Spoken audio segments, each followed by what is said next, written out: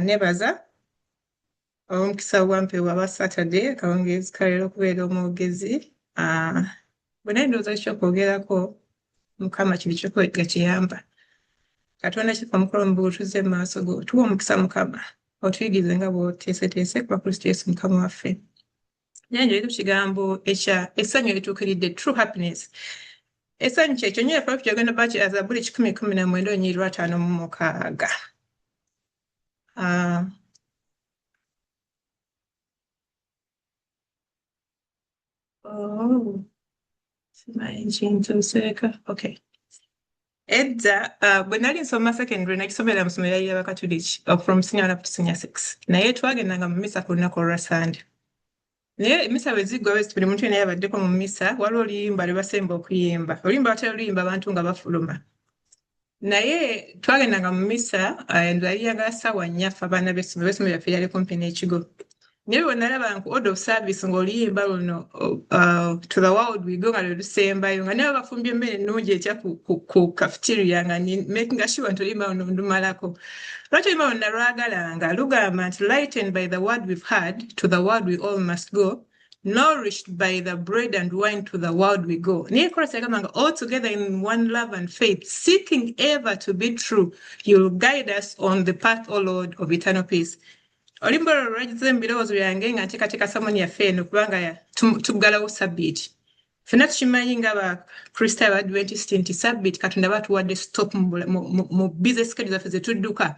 ne tufuna stop ne tubeera naye n'atuliisa naye bw'amala otuliisa kati ne tuddayo mu nsi naye nga tudda mu nsi nga tugenda mu nnaku 6 ezigenda okuddako kiki kye tugenda okukola oluyimba luno lwaki nze nalwagalanga nnyo kugamba nga ekigambo kye bava tubuulira mu mmisa eyo nga kyalaganga nti twali nga tuliisiddwa ekigambo lightened by the word kikusobola baabwiranga ekigambo kino nga tuwulira nga twongedde okutegeera n'otegeera Katonda kati nga tugenda mu nsi so nsaba Mukama tusaasire sabbiiti eno ebeere monument eri obulamu bwaffe okuva jjo we twagingidde nyakoza Dr. Kibuuka saasodde ejjo kumwebaza naye yatwadde obubaka obulungi nga tuyingira sabbiiti buli muntu gy'obadde mu kuyiga okw'enjawulo ne mu kuyiga ku kawungeezi kwalo nsaba Mukama atusaasire ebigambo byonna bye tuwulidde bibe nga bigenda tutwala mu nsi naye nga tuyingira mu nsi kuba ekyo ultimate goal lwaki tuba ne sabbiiti tuyimirire Katonda ayogere gye tuli atuwa amaanyi atucharging nga amasomo gaffe tugacharginga every now and then ate gaddemu gakole Mukama naye nsaba erisaala etuukire mu ffe nga tugenda mu nsi tugende naye nga tuli ttaala nga tuli mimuli ekigenda okuba nga tuleetera abantu bangi otegeera Katonda okuyita mu bulamu bwaffe lwaki nakwogera kigambo kino ekya happiness nga tugenda wiiki eno manyi tuli n'ebizibu bingi abaagala tulina ebitusomooza biri muntu singa kuwulira kyayitamu kizitowa naye nga tubiyitamu tulina okuba n'essanyu ensi etasobola tubala Katonda yekka yasobola okukola ki yasobola otuwa yesobola otuyamba okuyita mu nsi muno tugenda mu nsi nga tutawaana tuddeyo naye nga tumayiriza nga tukola ki ne tumayiriza nga tuli abantu abayinjawulo mu nsi ekigambo essanyu happiness bw'oba onoonya mbagaye nalonza olunyiriri Zabbuli 10:19-56 ekigambo happiness oba essanyu oba kinywa mu ngeri yanjawulo ne bagamba nti mbeera ey'okubaawo ng'owulira omatidde oli musanyufu kwegamba ebirowoozo biteredde ebirowooza ku bintu ebitwala mu maaso ate n'okuwulira ng'obulamu bulina amakulu gy'oli ate nga bujjudde obulamu obujjudde kwegamba nga tulina kyeweegomba naye nayagadde nnyo definition y'omusajja Mahatma Gandhi ye agamba nti happiness is when what you think what you say and what you do are in harmony kino kizibu kuba nyinza okugamba Mukama mulungi naye nga munda sikikola ki sikitegeeza naga naye nti true happiness happiness kwe kubanga kyolowooza kyoyogera nekyokola byonna nga bikola ki nga bikwatagana si kintu kyangu naye amazima gali nti abantu bangi banoonya essanyu mu bintu ebyenjawulo mu ngeri ezinjawulo oluusi ezimu nga nnungi ezimu nga si nnungi jo Dr. Kibuuka yadde atubuulira ku different windows za self yayogedde ku private self era wano Sunday means engeri abantu banoonyaamu happiness kuba buli muntu alina private window ye private self window ye gy'amanyi ng'omuntu ye gy'asobola okuba nga gy'ayitamu okufuna essanyu naye buli muntu ayogera baga the paradox of chasing happiness eriemu nti gye tukoma okunoonya essanyu tunoonya ssanyu ate gye tukoma okubeera abatali basanyufu.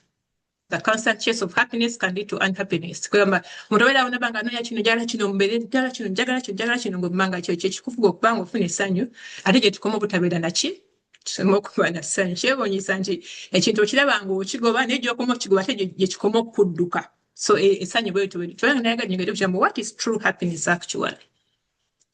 Naye olumu ku basajja babeeta ba philosopher kimanyi kigamba philosopher bakituusa mu Luganda naye basajja baba bakozesanga obaali nga balowooza naye omukulu w'enjagala ennyo yali Aristotle. Aristotle yabeerawo mu kyasa ekyokuna Yesu nga tannazaalibwa. Naye ayogera ebigambo bino ku kusanyuka n'ebiringo era naye asooka n'ayogera ekigambo ekisooka nti pursue pleasure directly is to lose it. Anyweza kiri nti gy'okoma okunoonya okusanyusibwa ate gy'okoma okukola ki okufiirwa. Naye n'amayiza nga annyonnyola essanyu naye mu ngeri ye n'agamba nti it's a certain kind of activity of the soul in accordance with virtue. Virtue kye ki?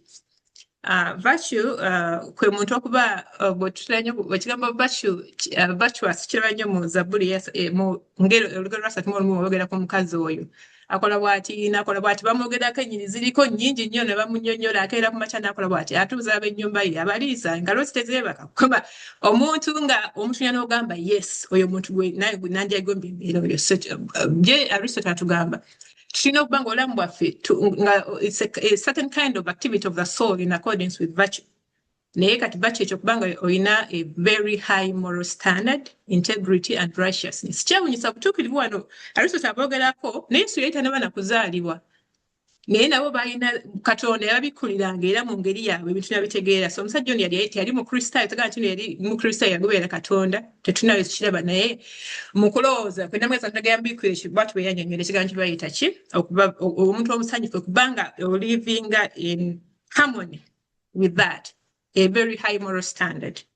Naye n'agamba nti tosobola kunoonya pleasure cannot be looked for that tosobola kunoonya kusanyusibwa direction naye atuuza ku kiki twagambye paradox y'okunoonya essanyu ng'ogoba bugoba essanyu n'agamba naye kiva it's a byproduct oba ebintu by'oba okoze naye nga sigamba nti no essanyu lino nanoonyeza essanyu nendifuna naye ebintu byetukola kati ye ng'agamba through the high moral standard gye tuba nayo then tumayiza nga tufuna it's a byproduct kiva mu kiri era basaga nti it's only by being virtuous can man be happy as it is humanly possible to be.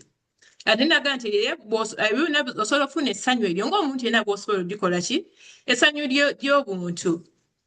Bw'atyo Aristotle bw'ayogera ku kintu ky'okusanyuka nga ye ku point of view gye yalina ng'omuntu omusiga nti muntu yamanyi Katonda kirabo naye bw'atyo ye bwe yakiraba. Naye mu kyasa ky'e13 omusajja bamuyita St. Thomas yali ate yagenda n'annyonnyola n'agamba nti ffenna ng'abaana b'abantu tulina ekintu kye tunoonya ne buli kintu ky'onoonya kijja ku kintu eki ensonga eri emu nga tulowooza nti kigenda tumatiza era ne tukkiriza ddala nti bwe tufunye bigenda kumayiza nga bitufuula abasanyufu. N'agamba nti naye akabiga oba akabi akali tetusobola kunoonya kumatizibwa ng'abaana b'abantu b'okusanyuka. N'agamba naye ekibi essanyu tulinoonya mu bifo ebikyamu. Aristotle yali nga kyasa kya 10 Yesu nga tannazaalibwa ono yali mu kyasa kya 13 nga wayise ebyasa nga 10 mu makkati gaabwe. N'agamba nti naye olw'okubanga ebyetaago by'omuntu bisobola kuggwaayo tasobola bikola ki tasobola bimatiza byonna. Nawe maswanga nti teri kintu kisobola kumatiza muntu mu bujjuvu okuggyako ekyo omuntu yekka asobola okumatiza which gives total rest to the appetites, that is God alone. Kati yeno kuba yali musajja ye yali musajja mu Kristo n'amayiza ng'agamba Katonda yekka yasobola okukola ki naye ate bw'agenda maaso baba nti Katonda agenda step further n'agamba nti naye nga tutambulira ku kkubo eritutwala mu kufuna essanyu erituukiridde Katonda yatuteerawo ekkubo nti naye ekkubo eryo lisobola okuyamba omuntu yenna atuuka ku seriga nti asobola okwawula ekirungi n'ekibi ekirungi ku kibi oyo omuntu yaba ekkubo eryo atendaga nti ekkubo eryo ge mateeka kati atutwala step further awalala. Naye kati Dr. Thomas n'ayagala tufune ate ku Ellen White naye kyatugamba kati Ellen White ate yakyogerako mu perspective nga abakristaayo abasinze kisobola otegeera ye ng'atugamba nti katonda yatutonda nga baana b'abantu nga tulina longing eyo mu bulamu naye ng'elonging eno sigamba nti nno katonda yagituwa katonda yagiteekamu nga tayagala twegamba tube nga tutuuka ku level n'ogala nti nze kati wano wentuuse mmaze buli kintu kinjagala nkikoze eki nkifunye naye katonda nga kikyayagala naga nti God desires that the human shall look for the best omuntu anayisawo kuba ekirungi naye ate ekyo nga kituukirira ng'afunye that eternal blessing of his soul kati yeyo ultimate goal ya katonda nebaza katonda jjo Dr. Kibuka yakozesa quotation ya 49 entegese gikozesa mu eva mu Desire of Ages page e17 naga nti naye omulabe okuyita mu ngeri ze alina engeri gy'akyusa okwegomba kuno ekigambo kikumi he perverts okwegomba kuno okuli mu ffe okw'obuntu n'amayiza nga atulimbalimba n'agamba singa ofuna bino singa ofuna okusanyusibwa mu ngeri ng'eno n'agamba nti buli muntu alina that private self window buli muntu amanyi obulamu bwe nga bwe bukola ki nagamu okuyita mu bugagga okuyita mu kubanga obulamu bulungi okuyita mu ttutumu okuyita mu kuba n'amaanyi n'agamba nti atulimba ntirowooza nti bwe tufuna ebyo tuba tukufunye essanyu erikoze eki erituukiridde naye n'amayiza nga agamba nti ebiseera ebisinga abantu abagoberera ebyo ne bagoberera nti kannoonye obugagga nfune essanyu nga naga nti tukuma obunoonya ti essanyu erikoma otukola ki okutudduka kubanga along the way bye tukola bimayiza nga bikola ki ate nga bijjawo essanyu mu bulamu bwaffe naba omuntu bayinza obbanga ogakannoonye nkole ssente nibanga okukola emirimu ng'esatu negenda okumayiza emirimu ovaayo okooye tolina budde bwa kino kwegamba oba onoonya kino ate nga kino kikola ki eyo paradox gye tulina nti tuba kinoonya kino ate nga kino kifa oba osalawo onoonye nti ate kati kankonsentrate ku mirimu ate abaana n'obasuulira oba amaka kumba at the end of the day omayiza nga ogamba kale ate singa oba natuula nti tubeerawo ng'abaana b'abantu nga oyeba tulimu eyo bishyassaako n'agamba nti abantu sitaani baalimbye nti basobola ofuna essanyu mu ebyo ebintu bamayiriza nga nkozesa ekigambo nti find all these things kugamba nti pala ntukozesa ekigambo olaba nga ku coffin babikako olugoye olwo kugamba it's like a dark gloomy atmosphere ntumayiriza nga naffe ate obadde onoonya kino nina omayiza ate nga weeyongeddeko nnyika mu birowoozo onoonya kino ate ogenda olaba nga byobisemu ate byongedde kukola ki kukunnyika etumayiriza ate emitima gyaffe nga gisigala enkwataga nti leaving the soul as barren and unsatisfied as before kiri kye twayagadde from the word go the paradox of chasing happiness kyoba onoonya kino oba onoonya kinoonya oba onootera ogiyiga ate ogenda okutulira ebigambo tebyofiirira ebisinga okuba ebiki ebisinga okuba ebingi naye kati awo netumala netugenda ku kigambo bayibuli ega tulaba engeri abantu boogedde ku kusanyuka okw'enjawulo Aristotle, St. Thomas, N. White naye bayibuli egamba etya mu nnyiriro 19 ssuula 19:5 olunyiri luno Zabuli 19:5 ye Zabuli esinga okuba ennene empanvu mu bayibuli eriko ennyiriri nnyingi naye Zabuli eno bagiyita nti Zabuli y'amateeka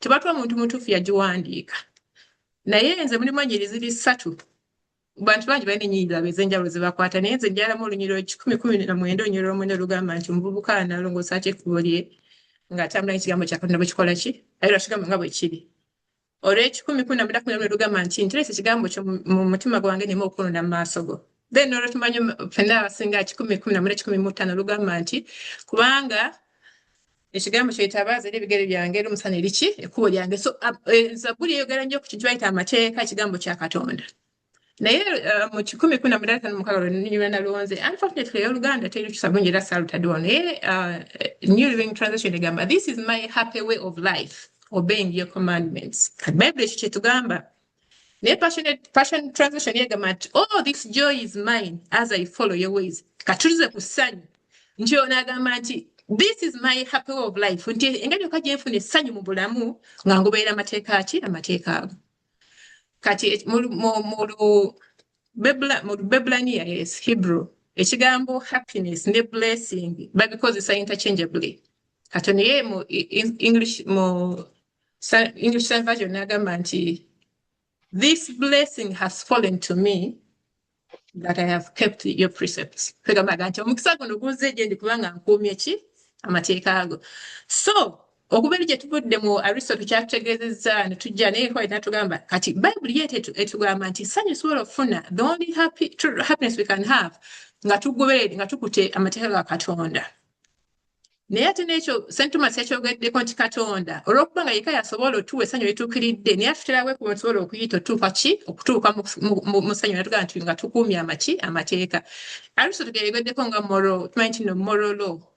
Moral uprightness yejayogerako naye so nti amateeka gano gajja mu kakunizo kaffe ng'Abakristaayo nti muggo tufuna essanyu naye ekyo kiri kimu kati wano Bayibuli tulaba endagaano enkadde betuyogera naye endagaano empya etugamba nti Matayo 5:7 agamba Yesu yayogerera n'agamba nti sajja kulya mateeka yadde eby'abannabi naye najja okukola ki najja okugatuukiriza tulaba nti amateeka gatuukirira mwani mu Kristo abalaga endeba za Katonda ennyimba zonna eziyimbiddwa zibadde zoogera ku muntu gwe bayita Kristo. Yesu Kristo atugamba mu Yokaana 14:15 nti bwe mba munjagala munaakwatanga amateeka gange. So tulaba nti nno tetulina we tuviiramu mateeka. Oli kyatugamba nti no this is my happy way of life by keeping your commandments. Naye kati Yesu akitwala step further n'agamba nti nze okutuukirira kw'amateeka n'agategera nti munze Yesu buli kimu kikola kituukirira. So omuntu yenna asobola okufuna essanyu erituukiridde ku nsi kuno si ye muntu omugagga nedda. Naye ye muntu alina Kristo mu bulamu bwe. Kubanga Kristo nzirikira edda nga nkyasomesa twali ku ssomero twabeeranga ne seminars z'abaana nga banatera okukola ebibuuzo bya senior 4 ne senior 6 twabunaawo examiners balinibu ne basetting plan muwa abaana bamwe ne bajja babagira naye twalina omwami yali nga examiner wa history. Kati history balina topics nga zifaanagana kwegamba nga bwe ba migration era twasomanga aba mu East African history oba West African oba South African kati ngenze Harriet asobola okutubuulira obulungi nga tugaa nti netwangoni migration bantu migration kati ye yabagamba buli wolayo ekigambo migration kati alina acronym gye yabawanga nga bagamba reasons why people migrate, overpopulation, diseases, this and that. Kati bongo bafuna acronym kati nga bagamba kimu ngoni migration nga abaga kimudde musiimula kwegamba kati ako acronym ya bagita siimula kati nga gabe luwo migration siimula bweba ngoni siimula bweba bantu siimula kwegamba nga akulaga nti at the end of the day mu buli kyonna bw'oteekawo answer n'oba okola ki oyitawo. So ne Yesu Kristo bw'atyo bw'ali mu bulamu bwaffe ng'Abakristaayo oli mulwadde Yesu yesiimuula sente kunakuwala kwenyika mu mutima bizibu bitukubye mirimu tetulina empapula zigaanye Yesu amayiriza nga yeki afuuka siimula wa byonna kubanga mu ye mwe mwakola ki mwe muli okutuukira kwa byonna. What is the perfect pattern gye tulina okubeera ng'Abakristaayo? Yetugamba nti n'obulamu bwa Kristo butusongera ku source entuufu ey'essanyu era ngenge gyetusobola okufuna essanyu lino kyekiri St. Thomas kye yatugambye n'Aristotle kyatugamba naye White kyatugamba ng'atugamba nti Katonda yekka y'ayinza okuleeta okumatizibwa kuno mu mitima gyaffe. Aga nti obulamu bwa Kristo bwe bwokka busobola otusongera era ekkubo eryo lyokka lyekuuma tusobola okuyita otuuka mu bwakabaka bwa Katonda bugenda okukola ki naga nti naye unfortunately ebikemo bingi betusanga ku makubo gaffe. Naye lwaki ebikemo bino bijja ne bituwangula nga baana b'abantu oba nitumaliriza nga mu kunoonya betunoonya tumaliriza ate nga tugudde kisooka agamba nti tulina deficiency okutegeera Katonda n'okumumanya tubulamu tetuwadde Katonda budde kutula ku bigere byekusoma twabadde tuyiga lesson yaffe eya weekend twafunidde omusajja gwe bayita Musa ng'avudde mu jjuka nti yakulira mu lubiri ng'amanyi byonna yali musajja ng'asomye he would be like a professor naye byonna n'abirekawo bwe yafuluma amala okutta Omumisiri n'adduka musajja wattu n'agenda. Naye Katonda bwe yayita Musa byonna Musa n'abiggyako. Musa n'atula ku bigere bya Katonda for almost 40 years Katonda ng'asomesa Musa kyamutwalira emyaka 4 ng'ali mu ssomero lya Katonda, emyaka 4 ng'asoma ng'ali mu ddungu, naye Mukama nga kyamuteekateeka kyekiriwa ng'ayagala amukomyewo atwalane be mu nsi ensuubizi. Era tuli kitabo kubala Numbers 12:12 nti Musa yali omuntu yasinga okuba the meekest person on earth yali Musa. Naye lwaki yatuuka ku eyo level nti yatuula ku bigere bya Katonda n'amusomesa for 40 years ng'ali mu ddungu. Omuntu yakulidde mu lubiri Katonda yalina omuggyako ebyo byonna n'amukkakkanya bamuyita n'alyoka Mukama simanyi kwogera simanyi kola kino n'amugamba tofaayo buli kintu Katonda n'afuuka simuula simanyi kwogera njagunda kola bauti sina kyakukozesa omuggo gw'olina byonna yalina byokwekwasa Mukama ng'abikolako. Tuyina okulaba Musa kasita yamala okutegeera Katonda Musa n'alyoka asobola okulembera abaana ba Isirayiri batuusa n'abatuusa paka we yawummulira Mukama n'awa omuntu omulala. So bwe tuba nga tulaakinga nga tetulina kumanyisibwa kumala ku Katonda n'engeri ze tumaliriza nga tugwa ne tunoonya ne tugoba empewo kubanga twerabidde tumanyi kituufu gye kigwanidde kola ki naga ebiseera nga we are weak and unguarded tuba banafu nga tubaye na lukumira tukole eki sobola tugaadinga eri bintu birala bijja temptation zira zitukubanga bwe zaagadde kubanga tetulina any guard around us tetulina Katonda nga tetulina kumanyisibwa kumala ku Katonda. Vacillating in character gamba tuli awo back and forth lero tugamba kino tutaaganaaga tuli eno tuli eri tuli kubikirwa satu bwayogera ku kanisa ya Laodikia mpatanaga munyoga temunyoga mubuguma temubuguma kugamba tuli awo weba fe tuli awo tuli nga amibba tuli amorphous kugamba fe we go around everything amibba yote ina shape bamerenga yetolanga ejimira nafe tuli nga bakitobula mbafa Kristo lwakubanga tulaakinga mukola kimutegeera Katonda. Laga nti we are extremely feeble, we are extremely weak mu kulowooza. Intellect was the capacity of high level thinking, reasoning, understanding and knowledge. Waliwo ebintu bye twetaaga okuba nga tulowooza bulunga tulowooza. Tusenya okulaba abantu abamu bagenda mujigiriza enkyamu oyo agamba munne kati nze bino banjigiriza abatuuka b'Oluganda ate ekyo enjigiriza bwagijja wangula ate tutemu na budde kulowooza tasobola talina ability esobola kulowooza buli ekijja kimukola ki kimutwala ne tuddalaga deficiency in moral strength Aristotle gye yatutegeezezzaako moral strength yandibaddenga obusobozi ability to uphold principles kwebanga tukimanyi nti kino kisabbiiti lunaku olw'omusanvu daga nti ability to uphold principles even under intense pressure. Waliwo osoberanga embeera ekusindiikiriza ng'olina okukyuzinga between right and wrong. Naye omuntu yenna ategedde Yesu alina Katonda oba olina okuyimirira n'oku-upholdinga that moral principle. Even under intense pressure, temptation and adversity. So, olw'okubanga byonna tetubirina tumaliriza nga tetusobola kutambula mu bulamu bwa Kristo bwe yatulekera. Amayiza agamba nti we are like a reed trembling in the wind. Reed olumuli talulina lubeerawo ne lugema tubeera bwe tuti naye Katonda nga twekera perfect pattern entuufu ey'ogoberera bulamu bwa Kristo. White amayiza ng'agamba mu kitabo ky'Ebigezo ssula page 17 era tuddewo n'agamba it is God's design that this longing of the human heart should lead to the one who alone is able to satisfy us.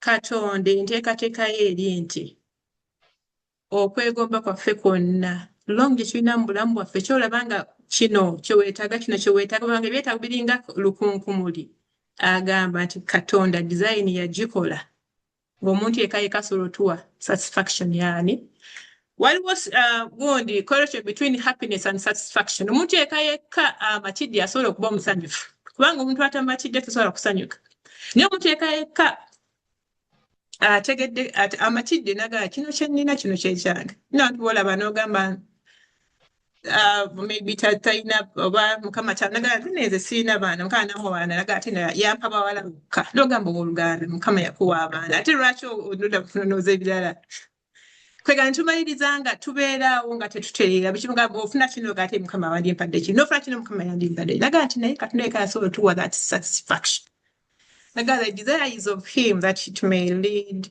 to him. Olumba kuno kuli emitima gyaffe okuyayana okatonda aga nti nno Katonda ate tusobola nga tusobola okufuna okumatizibwa mwani mu ye. The fullness and fulfillment of the desire eri muntu atya the Christ. The fullness is found in Jesus the Christ, the Son of the eternal God. Maitha agamba nti for it was the good pleasure of the Father that in him should all the fullness dwell. Nsaba Mukama atusasire abaagalwa tusinkane Kristo. Olunaku lumu twali mu kanisa yaffe omusumba ffe n'ateekateeka tuyige ku misingi gy'amakanisa mu gisingi gyaffe gy'ekkanisa 28. Omusingi bampa okuyigiriza emisingi abiri naye olumu bampa okuyigiriza omusingi gwali gwa Yesu Kristo. Ogwo omusingi bwe ku misingi sooka onene kubanga twayigirizanga bwegenda mu kyaki nga bwemala Sabbath school party esooka nga bakuwadde ekikasatu n'oyigiriza n'obuyira mu balina akawungeezi n'oddamu. Naye nga naliye omusingi gwa Kristo naye sigwanga budde gumala kuguyiga nga bwe guli kubanga Yesu alina ebintu bingi. Yesu alina ofisi Yesu Kabaka, Yesu Mukama, Yesu kino, Yesu mungi. Naye mmaliriza okubuulira divine nga mmala okubuulira wenna abawulizi bonna abwe mmala okubuulira n'okola call. Mmala okukwata mami minda ddala tuludde naye twakolanga naye. Mami yali musajja mukulu ng'asinga ddala wala obukulu ate by then nali nkyali muto nnyo ndowooza. Kamala okubuulira nkola call najja n'omusajja yajjanga kaaba amaziga. Ate omusajja alutali motuka omuntu n'akola ekintu naawe n'obwira n'ogamba Mukama kiki. Omwami oli yakaaba amaziga n'akaaba amaziga nga gatonnya bwe gati gatonnya. Ne mala okusaba essaala ne tugwa kati nfuluma wabweru ombuuliza lotekire tugenda okulya. Omwami n'ajja bwe nali. Ne mugamba owooluganda kiki kugamba nga omusajja oli akyakaaba amaziga. N'aŋŋamba nali sitegeeranga Yesu nga bw'obuulidde Yesu leero. Nga singa nali namutegeera ddala bwentyo ddala singa ne mutima wange namatya dda. Twetaaga okutegeera Katonda abaagalwa nkwali bakatonda nga baganye Katonda Yesu Kristo ye ssimula waffe Katonda gwe watuwadde leero mu byonna bye tugoba. Tuyinza okwagala ogoba ensonyi naye amazima gali nti tugenda gikwata. Gye tukoma ogikwata gye tugenda okukoma okukola ki okufiirwa. Naye nga Katonda bwe yateekateeka nti okumatizibwa kwaffe kuli mu Kristo. Nsaba leero akawungeezi nga nakawulibbanga nayibbanga nti lightened by the word we've heard to the world we all must go. Nsaba Mukama atujje wano ffenna nga tugenda ne Kristo. Beki yalina olubaliro yayimbibwa 10:13 Yesu yajja alokola abalina ebibi kwegamba I just love engeri gy'addalimba mukugamba you mean that Yesu oyo singa ali muntu tuba naye ng'ali mu mitima gyaffe abaga tugenda kubeera abantu abamatidde mu nsi muno. Yali tulina mu bintu bingi ebitunyigiriza naye Yesu nga tumulina mu mitima gyaffe ajja tuyisa mu mbeera yonna. Nsaba Mukama abawa omukisa abaagalwa. Nsaba Mukama abasaasire. Nsaba Mukama abeebikkulire. Nsaba Mukama abeeyanjulire. Nga bw'ayogera mu kubikkulira ndo sotabiraga nnyimiridde ku mulyango nkonkona. Edda mu setting y'Abayudaaya lwaki Yesu ayimirira ku mukondakonkona watusobola kugula luggi ng'oli bweru. Omuntu ali munda ye yakolanga ki kubanga lwaki Yesu tagulawo n'ayingira. Bo mu culture yaabwe okugulawo kwavanga mu ki munda. Kati omuntu ali munda yero yasobola okukola ki. So Yesu ng'ayimirira ku mulyango gwe ng'akonkona nga lero tuleetera essanyu erituukiridde ate nga ye pulaani yokka gye tulina. Nsaba bw'akonkona yero oluganda olujja olwo olukole ki oluba bw'otaluggula tagenda kukola ki tagenda kulinga. Ne Katonda bw'atyo bwe yateekateekera Kristo okubeera ssimula yaffe mu mbeera zaffe zonna. Nsaba Mukama atusase nga tufuluma okuyingira